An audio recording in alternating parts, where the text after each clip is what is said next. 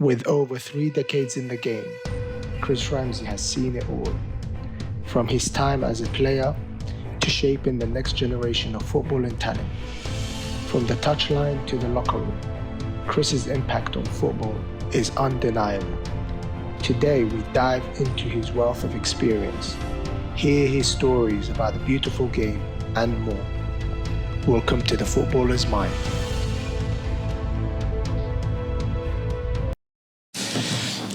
Chris, thank you for being here. Really appreciate it. Appreciate you asking me. How's the train journey down? Good, yeah, really good. Easy from where I am, half an hour, and I'm in the centre of London. Obviously, we know each other for a very, very long time. We were just saying. Yeah, 20 years nearly. Imagine doing this 20 years ago. The world's changed. It's unbelievable. And so has football. I've had quite a few talks growing up with you. One specific era that I'm really interested in was the era that you grew up in, and how your generation came through and then started coaching us.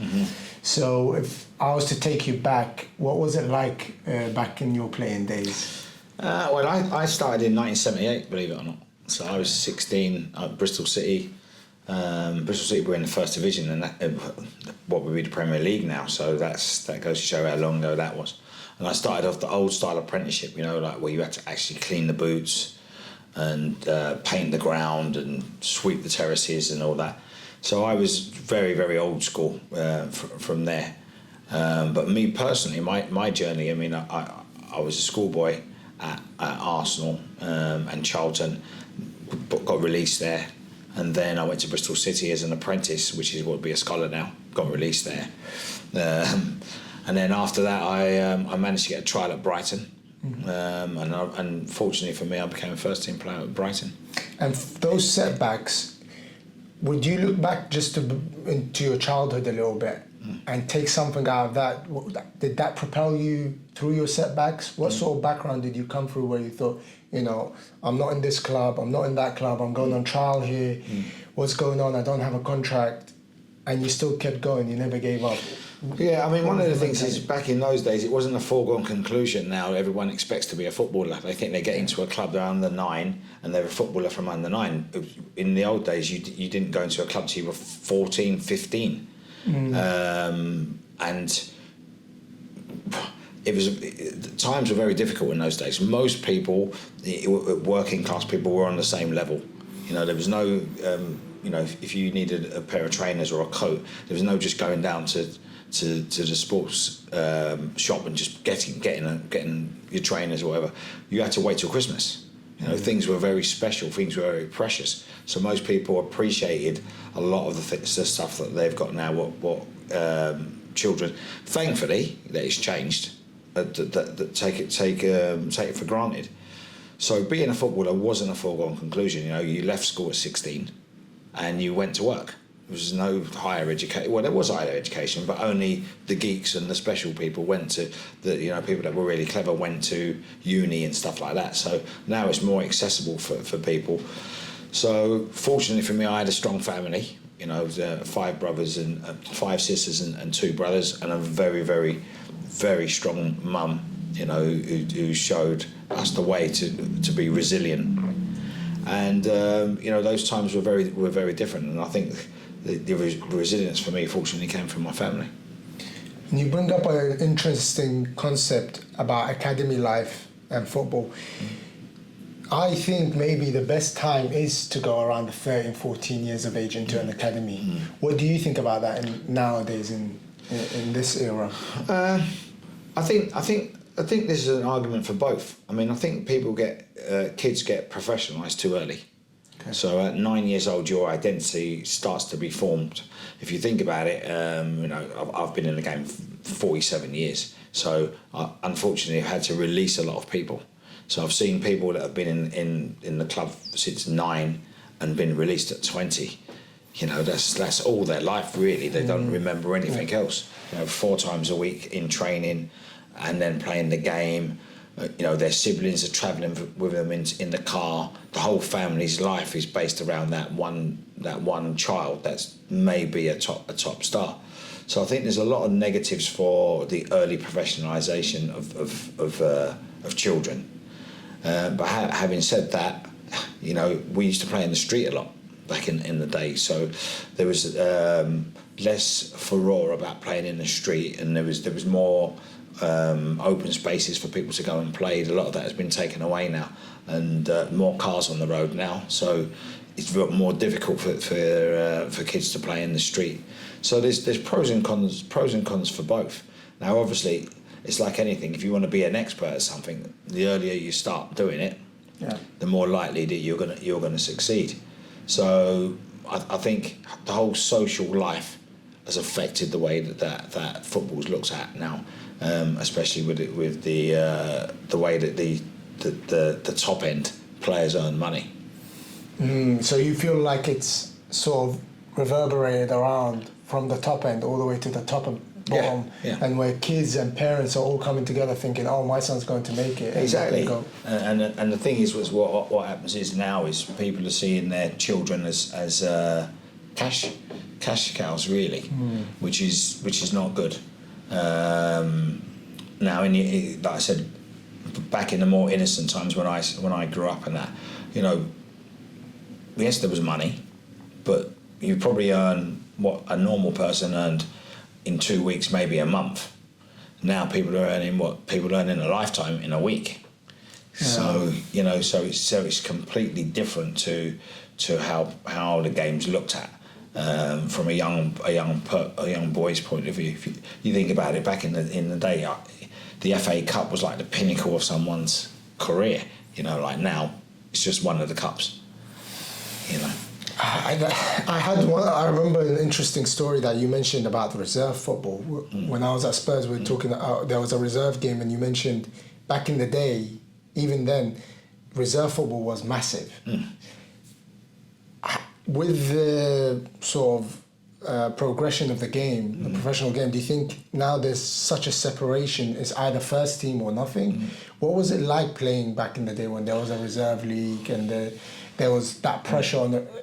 That builds up a sort of career in itself. Of course it does. I mean, one of the things that I think is a lot different, but that reserve league, you know, I always hear people saying, you couldn't have played nowadays because the game's gone faster or the game's gone like this. You play in the era that you were born. And if you was a footballer then, you would do what it takes to be a footballer now. So you think about it now, you can be one of the best 25 in a club and still be in the first team. Whereas back in the day, you had to be one of the best 12. There was only one sub. So there was no sitting on the bench and not coming on for 8 games or coming on for 20 minutes. There was none of that. And you played, you know, I look at the sports scientists and the way they are now, although I agree with the way that sports science has helped to develop the game, of course it has, but it's gone to extremes sometimes, you know. You got people can only play 20 minutes, can only play 60 minutes.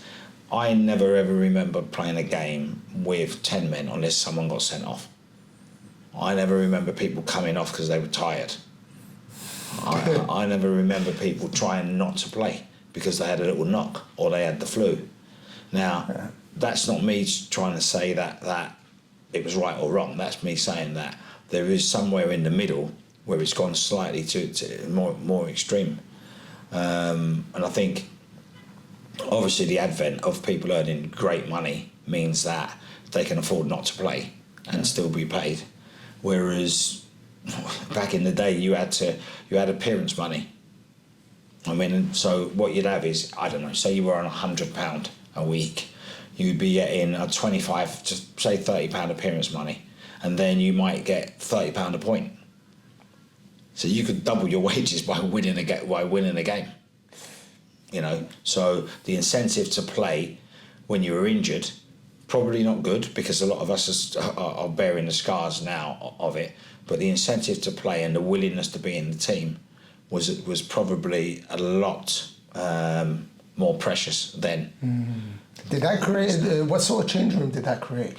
Well, you think about it in the reserves. So if you didn't play in the team, if you was a first team player, and you didn't play in the team, there was no what day. You automatically knew you were playing on the Tuesday. automatic. You were playing in the reserves regardless. Now a lot of the games were actually played on Saturday, and the reserve team games were like first team games. You went on the coach. You played at the ground. There was no playing at the training ground. You played at the ground. So when I was at Bristol City, I'd played at a lot of the main grounds before I became a first team player. I played at Highbury, West Ham, White Hart Lane. I'd played at all of them as a reserve team player. But you had to earn the right to be a reserve team player, because basically the way it was groomed like a war chart. So what they would do, they would sign a right back in the under 18s. The right back would be in the reserves, and then the right back in the first team, and they would try to groom you to go through that path. So if you didn't play well in the first team, there was somebody waiting to play that position. Not like now where they get that generic midfield player that can play 4 positions. Yeah. Okay. And I'm not saying people weren't versatile in those days, but that player that they can slot in here, who's probably a 6 out of 10 out of everything, but can just do a job. That people looked at more at trying to actually get people to take over from the next person. So you had what would be a career path, so to speak. So, and those games were proper. You're playing against other people who've got their surplus of first team players playing. So there was no shying out of tackles. There wasn't. No, it was a proper game. And you had to win the game. Playing in a certain style depending on your club, but it was like a first team. It was like a first team game. Now to get in the reserves at 16 in those days, there'd be an article in the paper. It wouldn't be just a foregone conclusion. There'd be an article. You'd actually have achieved something. So I think the reserve team football shine and actual development has probably taken a big hit with the fact that you've got massive first team squads now, and a lot of first team players don't want to play in the reserves.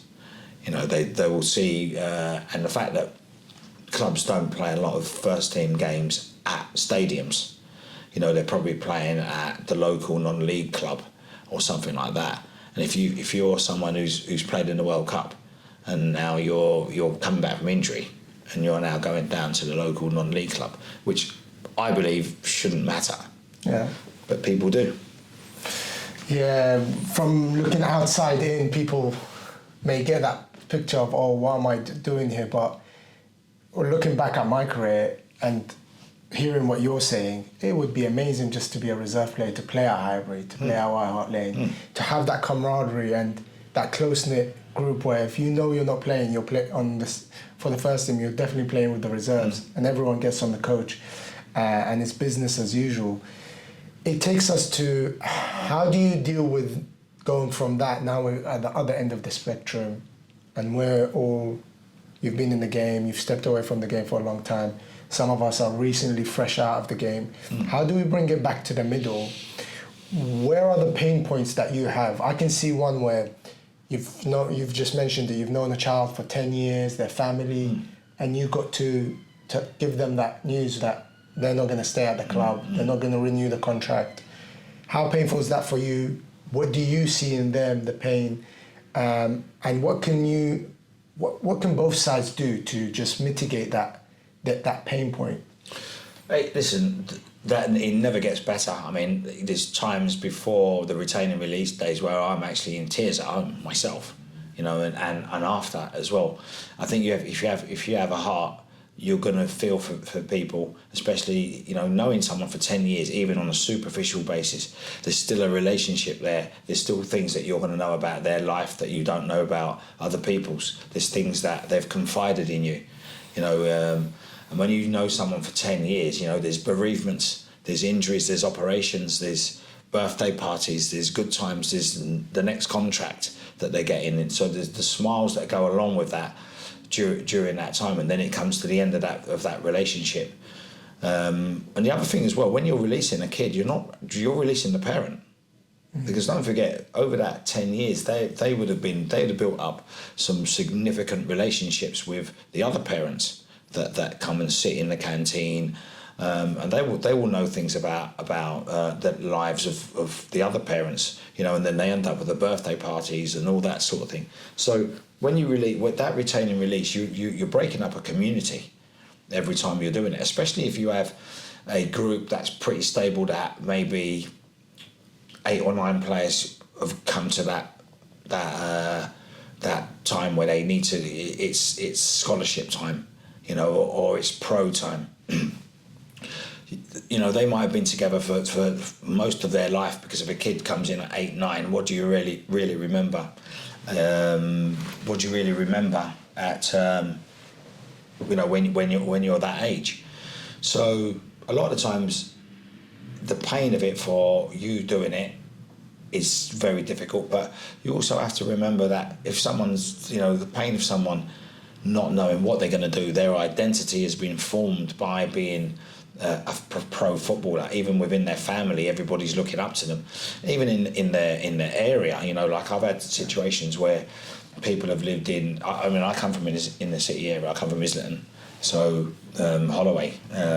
But I've known people where, you know, you looked at it and they're in rough areas and they get their credibility on the street from being a footballer. You know, people leave them alone and they talk to them with a different voice, and because they're representing the area, and people want to be proud of them. They want to know that person has done well. So even taking that identity away from them, you know, all of a sudden you've got your street identity where you're the footballer. That's taken away from you, and then you've got the family identity where Christmas party, oh yeah, he's the one who plays for this one, and this and that and the other. So you've got that bit taken away from you, you know. And now you think about the different places you go to school. Yeah. Now you're the best player in the playground. Now you're getting taken out of school for release day. Exactly, you're getting taken out of school for a day release. Now you're back in school because you've inverted commas failed, which you haven't. But you know, people would think, people look at it like that. And obviously you got your own self-esteem. So when you go back to your room at night, first of all, you're thinking about all those other things, but also I think a lot of the times you don't think about yourself, because the person themselves have got that level of early failure in their life, monumental failure in their life, which they haven't failed, because we have to, you know, as a parent, you need to turn it on its head. You've succeeded to get a contract for 9 years in a row with the 1% of 1%. So how we frame it. We frame that as success, or we frame it as failure. To me, it's success, because if you think there's 1.5 million kids trying to get a contract and there's only 180 contracts, that's like having 10 or 12 Wembleys and only one person gets a contract in each Wembley. So you've had a fantastic career. You've had a fantastic career so far. When you walked in, when you had this transition away from playing the game, what did you see in yourself that you said, okay, I have to learn how to deal with this? What were the things that you saw early on?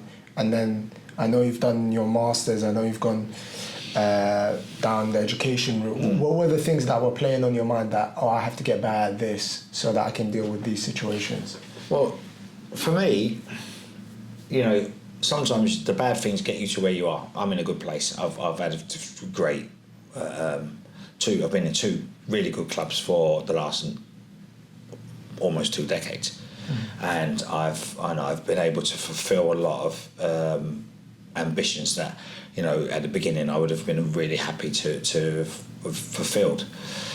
When I stopped playing, I mean, I had a lot of injuries, so I was a pro for 16 years. I only played probably 200 games because I had 15 operations. So I made I retired once when I was here. When I was at Southend, I had to have a bad back operations, and I had businesses going, and I was always a little bit doing things different because football didn't pay that much money in those days. So I was always trying to, like I was a promoter, a nightclub promoter. You know, I had a recording studio. You know, I was doing things that probably I would tell people not to do now. Yeah. You know, and so. But that brought some parts out of you, right? That may have helped. Of course it did, because you're persuading people to do things, persuading people to buy tickets. You know, it's really coaching, really. You know, what are you going to get at the end of this extravaganza? You know, what are you going to get? You know, the art of the deal. Yeah, the deal. Yeah, so you're dealing. You know, get to that near post and you're going to score. You know, so it's that. So.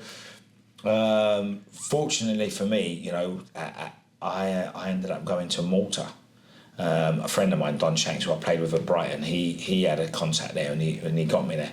And I went there and I met two fantastic people. Ray Ferrugia, who was the national team coach eventually, and Paul Sixsmith, who played in the team of '92 with the Beckhams and that. But he came to Malta, and they were good friends of mine, and they really helped me settle and just be there. And what happened was the coach got the sack, and I was a foreigner, and I was getting more money than anybody else. So they said, "You got to take training," and that's what happened. And Thrown into the deep end. And then we kept winning. So then I would imagine if I looked back at the sessions now, I'd probably be cringing, because I was only 29. 29, and believe it or not, I did my first coaching badge when I was 21, right, when I was at Brighton, and Brian Eastick, who ended up being a good friend of mine at the FA, he failed me, and then I did it again with my mates in the summer. A bunch of Herberts went to do it, and John Allpress, who's a massive mentor of mine, he passed me. And I didn't coach then till for 10 years. I didn't coach till I was 29. Do you remember that first session? In Nashar in Malta, it'd have been definitely passing and running in a straight line. It would have been definitely, it wouldn't have been anything exotic. It would have been something where very basic. And then they used to say "Lorba tie up." That means a good game. Have a good game. So. Train hard and have a good game. So then the game started coming. The game started big. First of all, the games were like 10 minutes, and then I was thinking, what else can I do? Because you haven't got a bank of sessions. Yeah. So then the game was 20 minutes, and it was 45, and then shooting. They're thinking these tactics are unbelievable. Keep winning. He's changed it. Exactly. But. You're in the change room. How did it feel then stepping to the sideline and going... From being a player to a coach? Player manager was the hardest job you could ever do. I would never recommend that. That was so difficult, because you're asking people to do things and then you're not doing it yourself. You know, so that was difficult, and it was a baptism of fire. And I look back now and I think to myself, it's the first time you've been in a changing room. You don't, because nowadays everybody speaks English. In those days, most of the changing room didn't speak English. They spoke Maltese, Italian, and then English. So there was a lot of the players that they could speak it a bit, but they were, and plus I don't speak the best English anyway, so they couldn't. Trying to get them to understand me was difficult. You had to model a lot, and obviously I had Ray Ferrugia, who was Maltese. He could translate for me, so that was very rewarding looking back on it. Yeah, because your communication has to be that much more poignant, because it's a different language, and you're fighting for your life to win games. You know. Do you think that's a better way to get into football once you stop than sort of going through all these accreditations and talking about this session, talking about that session? Because I always feel like when you're in, as you say, you're in that baptism of fire and you go home, thinking about that makes you a better coach. Do you think that coaches, say for example, I'm going into coaching, is it better to go down the route of, hey, let's find a club, let's find a difficult situation, put yourself in it and you'll get much better? No, yeah, I think so, but I think structure is important. Okay. So I didn't have my coaching badges then. I had my prelim, that was the only thing, and then you did a little course in between, and then they'd decide whether you were ready to go. I did that with Martin Hunter up north. That was another massive learning thing for me. But I think structure is important, because one thing that happens is players, although they don't like rules, they hate it when there's no rules. So I think it's important to understand how to put structure in, and then I think you can mix and match with difficult situations. Because if you're going to put a session on, you have to show the respect to the players that you know what you're doing. You know, and a lot of the times you do what was done to you. You know, but I didn't do that. What I did was I tried to do what I liked, which wasn't always the right thing to do. But I also looked at things that I didn't think were worthwhile and didn't do them. Whereas if you've only got one bank of sessions, you're only going to do the sessions that you know. So it's important to have a variety, but it's also important to have some sort of aim in how you want to coach and what you want to do. And the way you coach, I've seen you're on the ground, and we've talked, and obviously I grew up at Spurs with your coaching, you do break things down incrementally. Talk us through the process of how you do that. Well, the thing is, first of all, when I was in Malta, I was a PT, and I learnt to do that there, because when you're, it's one of the best things about leaving all your friends is that you've got the time, and then what you do is you can only go to the beach so many times. You can only do so. And I used to train in the gym, and I had a friend of mine who was an aerobics instructor, Agneta Lingberg. She was really good, and I used to do the classes and learn. So I ended up going and doing a lot of PT exams and learn. We ended up doing a anatomy and physiology diploma when I was out there. Now, don't forget, I hadn't been at school for 17 years. And there was a goalkeeper that played for Amroon, and he was the physio at this gym that we used to work at in my boss's hotel. And he taught me some end stage rehab stuff. So I started learning it. Just not thrown in the deep end, but learning it carefully. And then I got to a point one time, you're standing at a corner and someone just comes and slaps you on the back of the neck, and you think, oh, I can't not this again. And then you're tracking, and I just thought to myself, you ain't going to earn much more money at this, and your injuries are getting worse. And at some stage, you're going to have to think about doing something else. And a friend of mine was doing a teaching degree here, so sports science and all that sort of stuff. So anyway, what I did was, in those days, you had siestas in Malta. So what I did was, in the afternoons, I paid an English and maths teacher to learn adult, so I could come back here, do the exams, pass to get into uni. And I became so at that stage I knew quite a bit about sports science and personal training. I'd done a few awards and that. When I was there, I did a lot of stuff. I was a masseur, aromatherapist, manicurist. I did all those things. So I got the bug for learning, and I started learning a lot of stuff. And then I went to uni, and I did a BEd, it's a Bachelor of Education. So I'm a primary school teacher. So that course taught me a lot about theory of learning. It taught me a lot about working with different age groups, about how to break it down when you're doing Twinkle Twinkle Little Star with the infants. Yeah. You're just a big grown man. You're first of all, you're shy and embarrassed because you're thinking, I used to be running out with the lads. Now I'm teaching these 5-year-olds, but I embraced it. Yeah. I embraced it, and then during the time I was at uni, I did probably 5 or 6 different diplomas in anatomy, physiology, PT, weight training, all those. So I did that at the same time. And then in those days, before there was chartered physios, there was an FA award which you did. It took 3 years, but you did it in the evenings.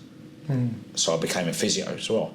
So I was when I went to Orient, I was doing the physio and coaching. There was a guy called Tony Fields there that really helped me to get through the courses. But the way I break it down is, one, I think to myself, although I had some good coaches, a lot of the times in the days when I played, you ran down the line and kicked it over the bar, you just saw the number 2 board come up and you was coming off. There was no teaching you how to get your foot round it and this and that and the other. Now, there were some good coaches, but I thought to myself, well, if I had a little bit more of what I'm trying to do, I'm not saying I'd have played for England, I'm not saying I would have even gone higher, but I would have been better.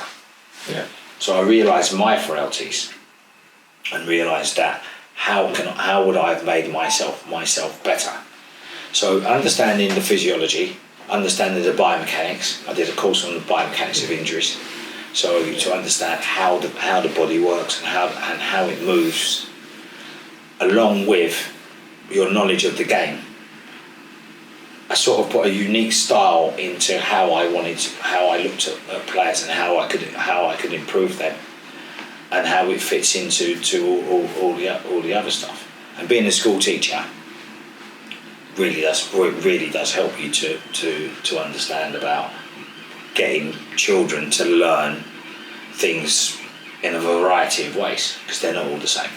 That's amazing. How has that life of learning impacted you, so that you see the people working on the training ground, you kind of understand them and their roles and how you want them to set up? How has that impacted you from that side of the game? Well, one of the things that I've quickly really embedded, I mean, when I did my masters at Brunel, my tutor was Misa Jervis. She worked with the England women's team and she worked with us at QPR. But we talked a lot about strength-based learning and strength-based execution. So a lot of the times what happens is people will always talk to you about what you can't do. And I hope that I've always talked to you guys about what you can do and what's going to make you better. Now, I can't remember being told what we can't do. I can't remember. I'm trying to remember. Maybe when I've shanked it over the bar once. And we would be annoyed, not because you can't do it, it's because you can do it. So therefore, the reason why you can't do it is either you're not focused, or there's something along the continuum of that skill that's gone away. So we're never ever going to say to you what you can't. So a lot of coaches start off with what people can't do. So I looked at it and thought, right, we didn't sign him for what he can't do. We signed him for what he can do. Now, if there's a massive part of it that is going to stop him, then we're going to work on it. Okay. Because ultimately, if you've got 10 jobs in a game to do, you're probably not going to be 8 out of 10 out of all 10. You're probably going to be 6 at one, 7 at this, 10 at that. But we want you mainly at the top end of most of your jobs. So most of the time, you look at a strength-based program, capability program. So you think about how you played. You could probably play any position, really, if you really want it, if you really put your mind to it. Now, things that might stop you is your characteristics. So for argument's sake, I like the ball hitting me, but put me in front of a goal, I haven't probably got that knack to nick in front and score. I haven't got that. You can coach me to get there, but I haven't got that knack. Whereas if you look at someone like, I don't know, a Pritch, he don't want the ball to hit him. Do you know what I mean? You could put him in a tackle that might be 60-40 in his favour, and he probably won't win it. Whereas put him in an area where he's got a jink and probably mug the keeper off and slide it in the corner all day long. So it's putting people in positions where they're likely to succeed, rather than putting in positions where they haven't got the tools to succeed, and their ceiling might be at 5, even on a good day. So if you think about it, if someone's a 2 out of 10 out of something, and you make them 100% better, they're only going to be 4. Is that a natural thing that comes to coaching? Do you have to be a footballer, go into coaching, that sort of thing, or is Is it more learning curve that you have to go through where you can see that in a player? Because you can't have the structure, but if you give it, will all coaches be able to take that on and go, okay, this is how we're going to do it. Pritch is going to be like that. Yas is going to be like this. And I can get him there. Or do they have to consistently work on that? In your case, did you, even with players who have good quality, do you have to consistently work on that? Or does it naturally come to you and you go, oh no, you need to be doing this? No, I think to a point you have to have a gift, to a point. Yeah. But you have to work at that as well. You know, you have to look at it and think. When I came back from Malta, I was working at Orient. I was the youth development officer there for 3 years at Orient. There's no resources there at all at the time. You know, there was, you know, you had 3 balls and like 15 players or 20 players. You know, you had no bibs. You had to be very creative.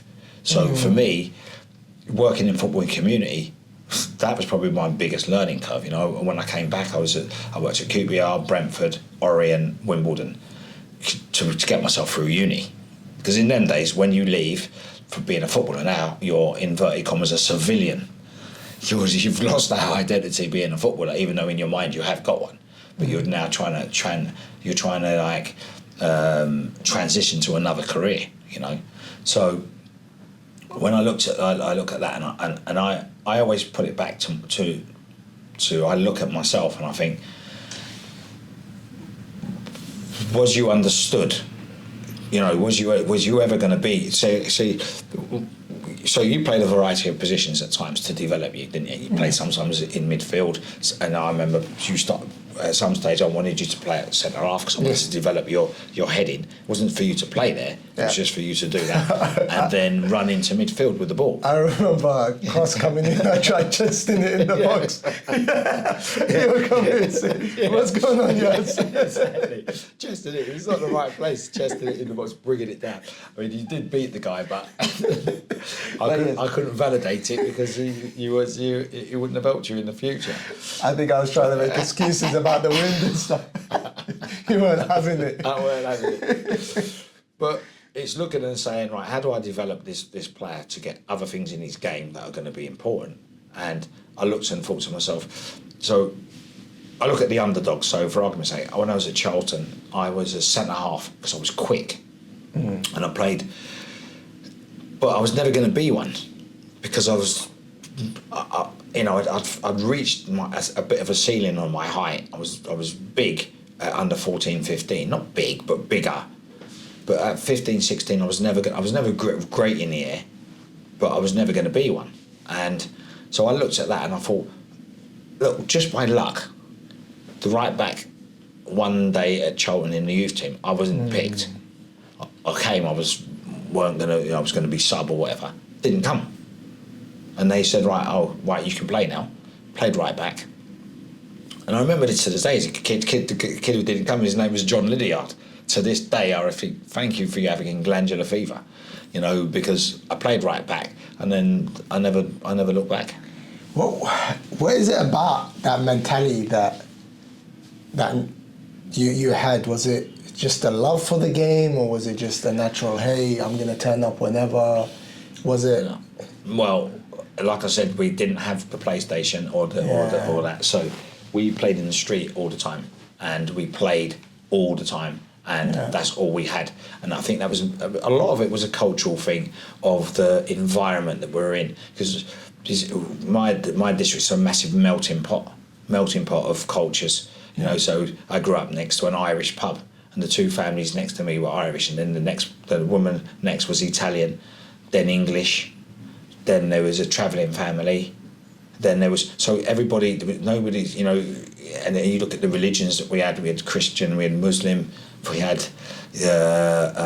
Protestant, Catholic, you know, so we had different people that were all embraced at that time, and everybody was sort of on the same level. So it wasn't a case of just only loving the game, which you did. It was a case of what else did you have? What do we have now? Now what do we have? Everything. People have everything. All right, we understand that there's still a lot of children living in poverty and a lot of families living in poverty, but people have everything now. If you don't have to be rich to have everything, you not to have everything, to have a lot. Yeah. How's that impacted the game at the academy and a little bit towards nearer to the pro level? Well, I think there's slightly different things. You know, some pros some pros now are like demigods, aren't they? So, but you can see them. You can see them. You can see them a lot on TV. A lot. You know, you think about matches a day was the only thing that and the big match. So now you can see a top level game all the time, every night of the week. You know, you go on your TV and there's 10 games on every day, nearly every day. You can see something, and if it's not the men's game, you can see the women's game. You know, so it's more accessible. Therefore, the trappings and the riches are more accessible to be viewed. You know, because people can see, you know, cribs. Is it cribs they have?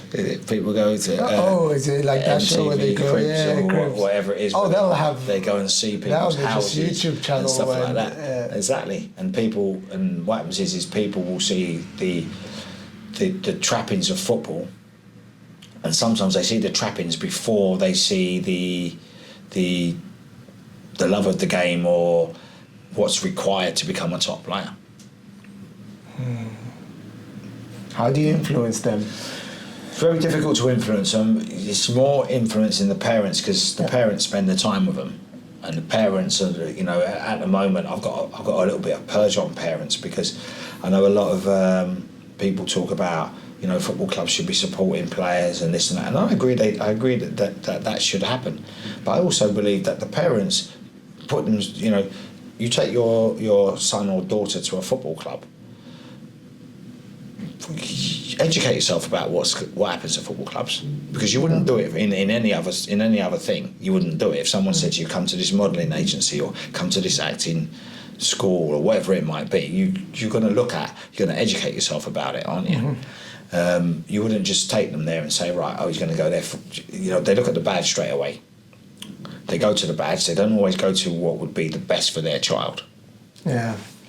So if you look at it for argument's sake, if there was a school in your road, a reputable school, not one that was, you know, where you people didn't pass exams, but a reputable school, and there was one in right over the other side of London, that's going to take you 2 hours to get there in the traffic 4 times a week, what would you do? Go down the road and go to the reputable So this is school. the only time when people don't do what's best for their children. Yeah. They don't do that. What they do is they'll go to the 2 hours a day, and they're taking away. Now they're taking away a lot of childhood. You think how many hours they spend in the car, and you think about the homework that has to be done in the back of the car. You think about the family disruption that goes on. Now, if that's your only option to go to 2 hours, fine.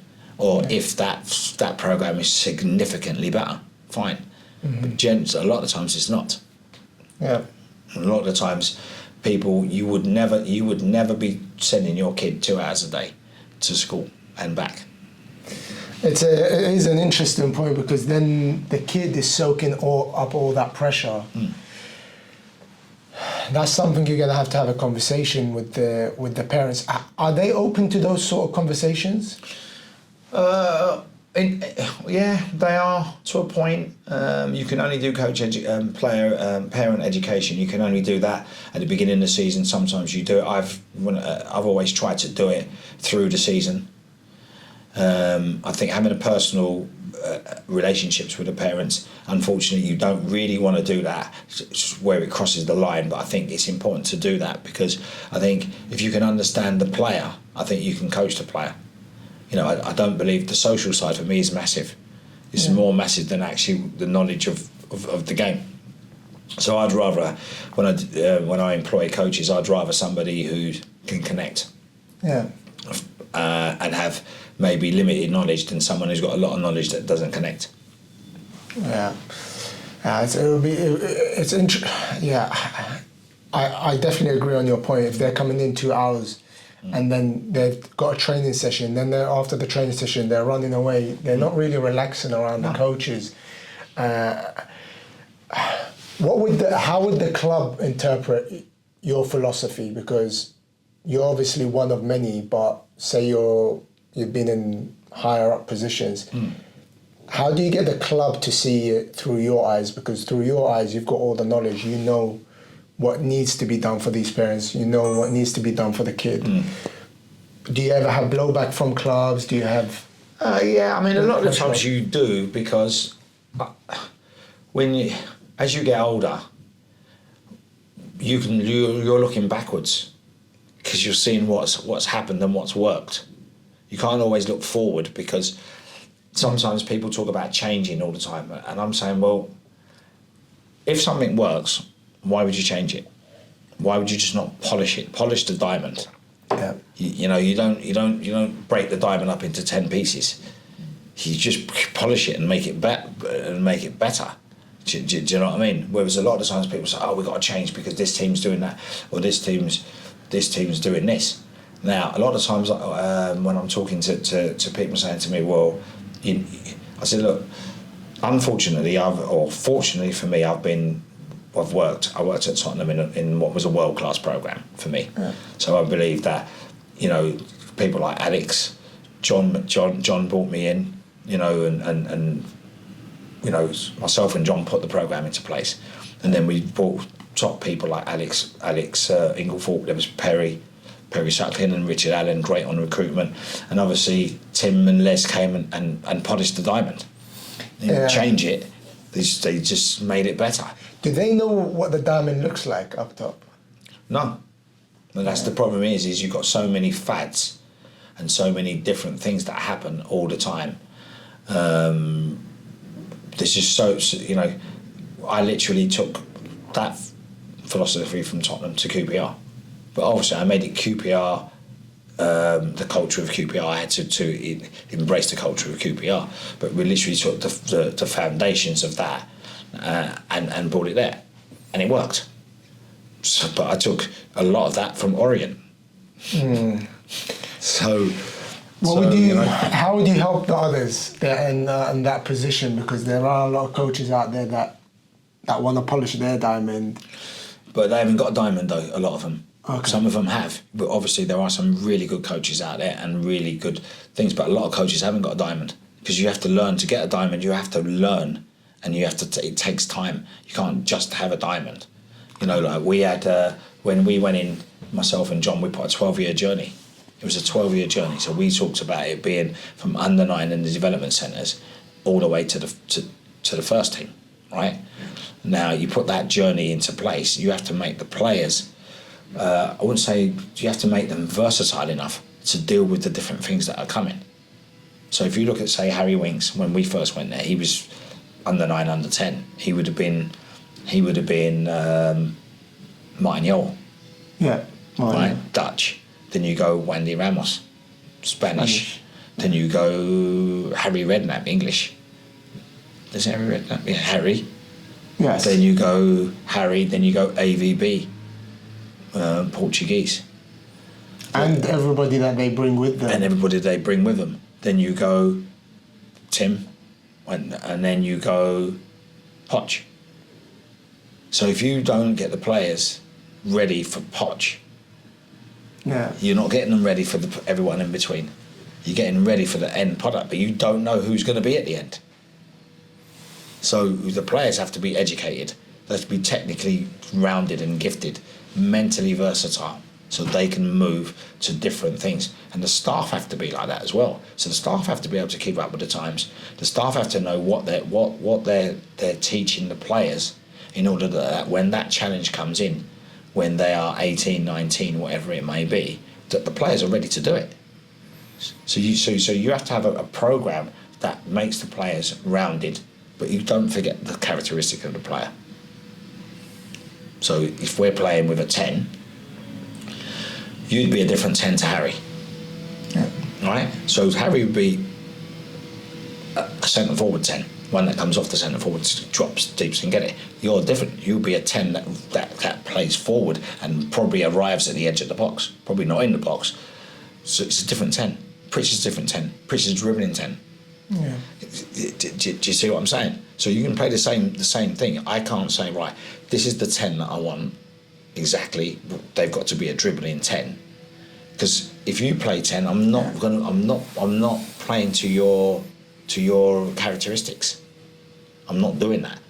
So what that makes, it makes me frail and it makes me weak to not be able to fit your characteristics into what we're doing. Where does that calmness and strength of yours come? Where you're talking about a 12-year plan, but you can't see 12 years ahead. No. Are you sitting down with John? You're having these conversations. What are the conversations like? Are you analysing things at home, but on your own?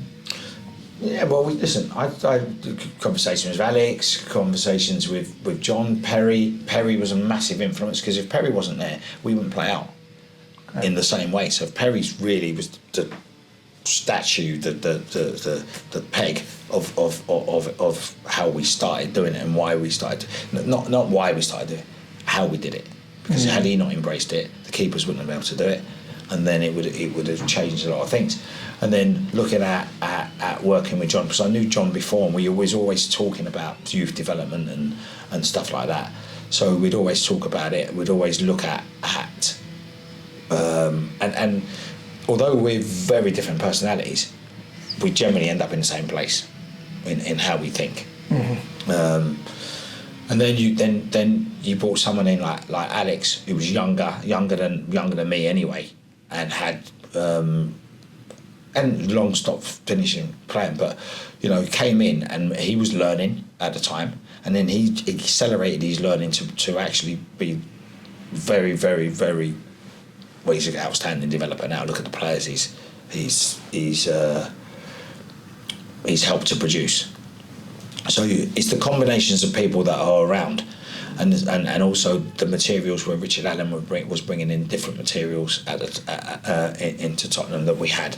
Mm-hmm. And then I think looking at the diamond, it's trying to then obviously look at how Tim and Les, because Les really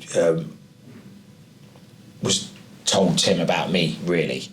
And then Tim came and watched me coach, and then they influenced John to allow me to go and work with the development squad. And we kept the essence of what we had. We just kept it, and then they added things to it. They didn't change it. They added things to it of their experience and their first team sort of pool, because they had the ear of Harry, and luckily Harry listened to them, which allowed the players to come in the team. But myself and John will still maintain the essence of what we were doing in the academy and with the development squad. So they polished the diamond, but we didn't keep changing it all the time. We didn't keep changing. We're going to play two-touch now because this team does that. We're going to do that. What we did what we wanted to do, and we manipulated it into a program which allowed for different systems of play to educate the players, right? Different challenges to educate the players. So when the players went on loan, we was hoping that they would be able to cope. Yeah. And obviously when they played in the first team, we were hoping that they could cope, and we knew obviously that not everybody was going to be a Premier League player or play at the top level. But for me, I think if you pay your bills playing football, then you're an expert. Because when you're a child, you want to be a footballer. When Arsenal won the double in 1971, and I was just in primary school, I wanted to be a footballer. If someone would have said to me that one day you're going to play, against Arsenal, you would have snapped their hand off there and then. So what has football, if we can end it on this, what would What would you say football has given you, but also taken? It's given me some great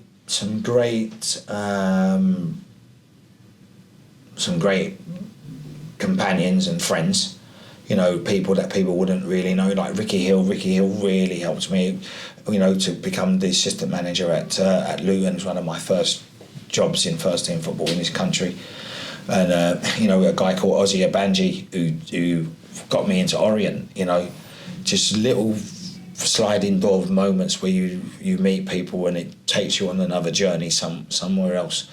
So it's allowed me to travel. It's allowed me to see a lot of the world. It's allowed me to meet some really great people like yourself and all the players that I've worked with, and it's continually educating me.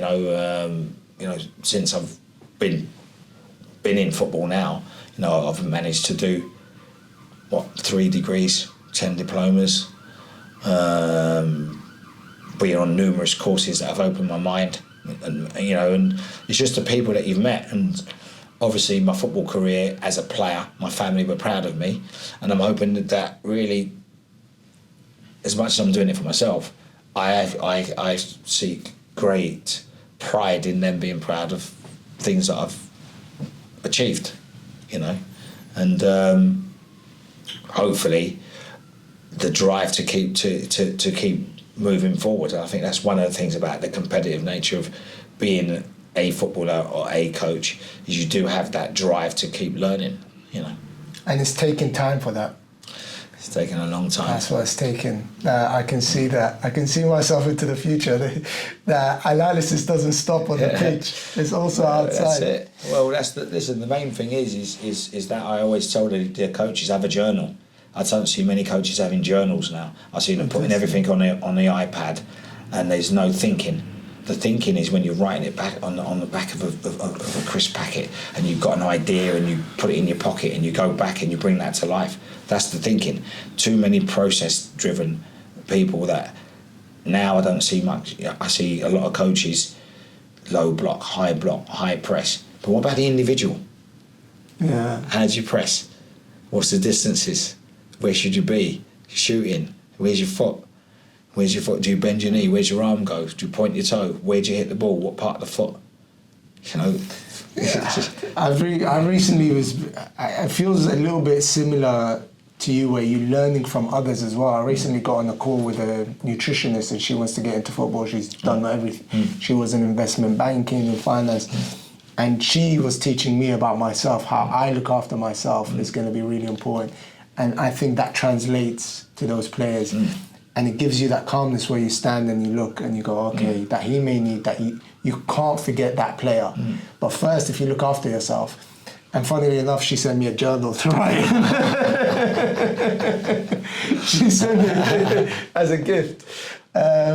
Chris, thank you for your time. And I can speak on behalf of the other players that I grew up with, that you got us through the academy system at one of the toughest academy systems, I think, in the world. We can all say we really appreciate you.